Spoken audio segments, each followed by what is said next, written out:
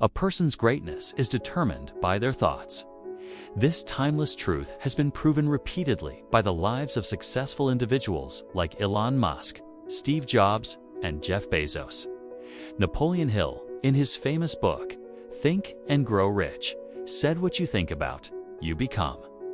But if that's true, why do so many people struggle to succeed? Do they not think about their future?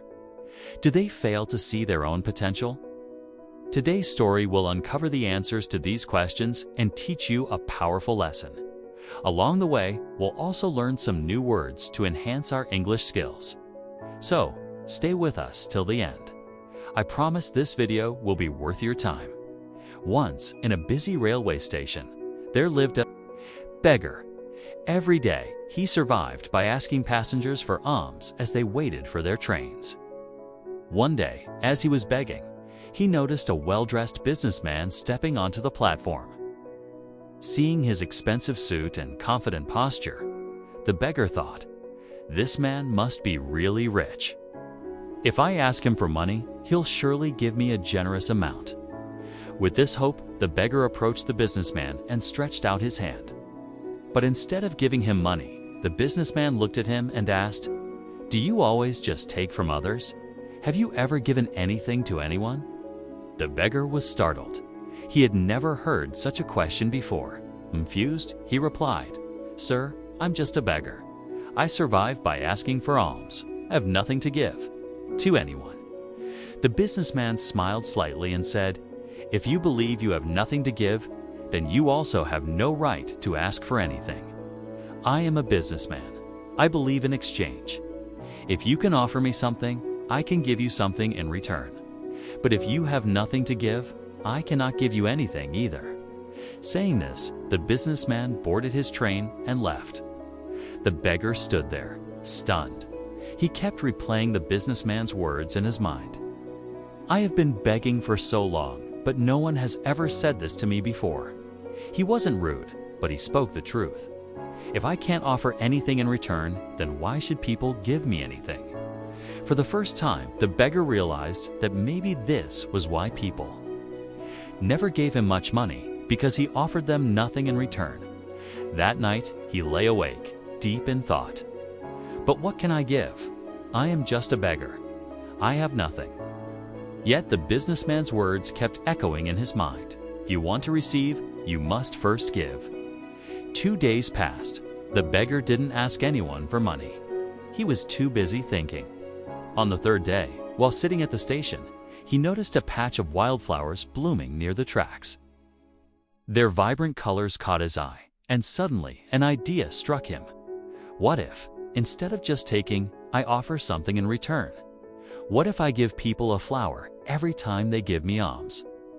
Determined, he walked over, gently plucked a handful of flowers, and went back to his usual spot.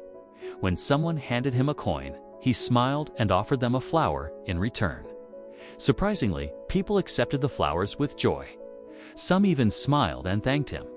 As the days passed, something incredible happened. More people started giving him money, but he noticed a pattern. As long as he had flowers, people gave generously. When he ran out of flowers, the donations decreased. So it's true. People like to receive something in return, he thought. One day, as he was handing out flowers in exchange for alms, he spotted the businessman again, sitting in the train. Excited, he rushed over and said, "Sir, today I have something to give you.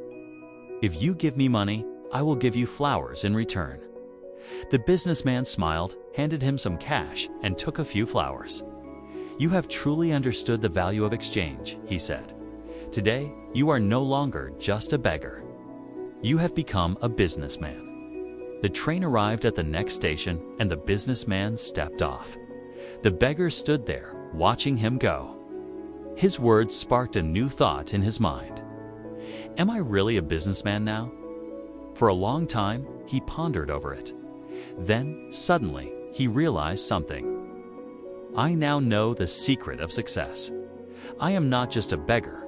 I am a trader. People aren't giving me money out of pity. They are paying for the flowers I give them. This means I have a business." Excited, he made a bold decision.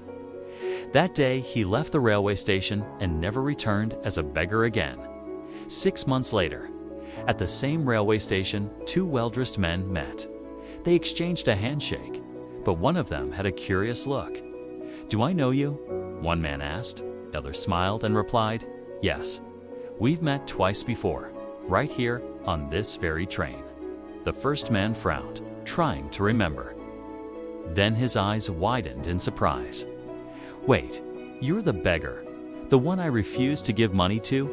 And then later, I bought flowers from you." The former beggar laughed. "Yes, that was me. But today, I am no longer a beggar. I run a successful flower business, and I'm traveling to expand it further." The businessman was astonished. "That's incredible. What changed?" The flower seller smiled. "You taught me one of life's greatest truths. We only receive when we give." That day, I realized that I was never really a beggar. I was a businessman all along. I just had to see myself that way. The two men shook hands again, now as equals. Then they boarded their trains, heading towards their respective futures. Life is shaped by how we see ourselves. If you believe you are small, you will remain small. But if you recognize your inner potential, you can achieve greatness. So don't limit yourself. See yourself as strong, capable, and successful, because when your thoughts change, your future changes too. If you liked this story, give it a thumbs up, comment below on what you learned, and share it to inspire others. See you in the next story. Please like and subscribe. Frontline Tale. Thank you.